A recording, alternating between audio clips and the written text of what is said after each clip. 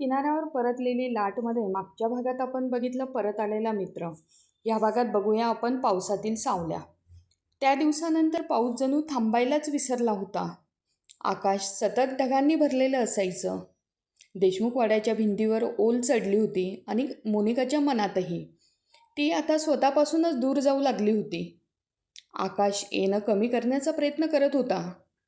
पण काही नाती जितकी दूर ढकलली जातात तितकीच आत खोल जातात. एक दिवस तो आला नाही तर मोनिका बेचैन व्हायची.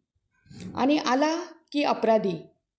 हे नातं प्रेम होतं का, की फक्त दोन एकट्या माणसांचा आधार? तिला उत्तर सापडत नव्हतं. विजयचे फोन आता अजूनच कमी झाले होते. समुद्रावर तणाव वाढला होता.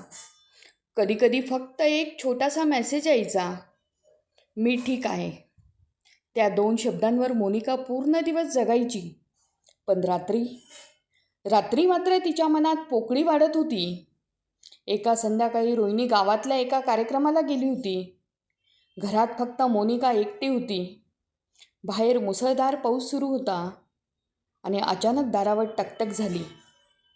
आकाश पूर्ण भिजलेला. मोनिकाने दार उघडलं आणि विचारलं, एवढ्या पावसात का आलास? तो काही क्षण शांत राहिला. मग मंद आवाजात म्हणाला, माहीत नाही, पण यावंसं वाटलं. त्या उत्तराने हवेत एक अनामिक ताण पसरला आणि मोनिकाने त्याला टॉवेल दिला. दोघं ओट्यावर बसले. समोर पावसाचा पडदा होता. बराच वेळ कुणीच बोललं नाही. मग आकाश अचानक म्हणाला, तुला कधी वाटतं का काही माणसं चुकीच्या वेळी भेटतात? मोनिकाच्या छातीत धडधड वाढली. तिने नजरा चुकवल्या. आकाश, तो हलकसा हसला. घाबरू नकोस, मी काही चुकीचं बोलणार नाही. काही क्षण शांतता होती. मग तो पुन्हा म्हणाला, पण एक गोष्ट खरी आहे. मोनिका म्हणाली, काय? तुझ्यासोबत असताना मला शांत वाटतं. त्या शब्दांनी मोनिकाच्या मनात लाट उठली.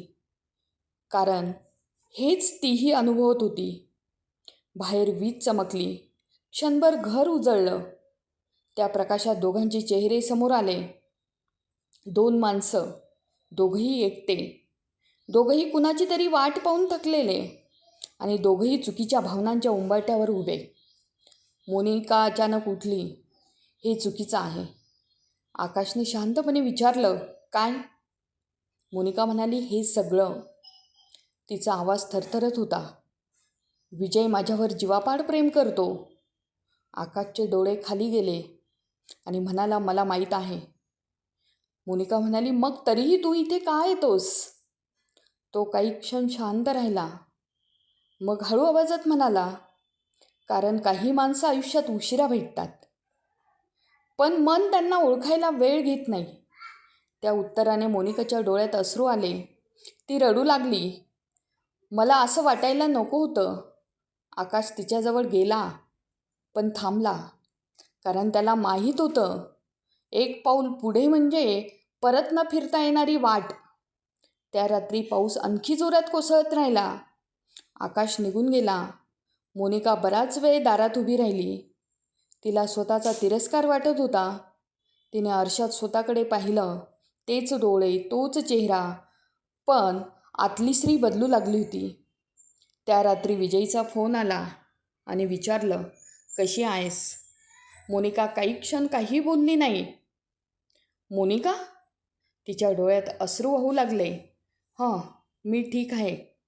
विजय हलकंसं हसला आणि म्हणाला, तू खोटं बोलतेस. ते लगेच समजतं मला.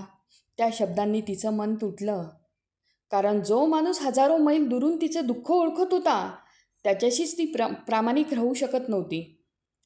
फोन ठेवल्यानंतर ती बराच वेळ रडत बसली. बाहेर पाऊस थांबला होता, पण तिच्या मनातलं वादळ आता सुरू झालं होतं. त्या रात्री तिला पहिल्यांदाच समजलं, प्रेम माणसाला सुंदर बनवतं, पण अपराध त्याच प्रेमाच्या सावलीत बदलतो. आता पुढच्या भागात आपण बघूया तिचा अपराधीपणा.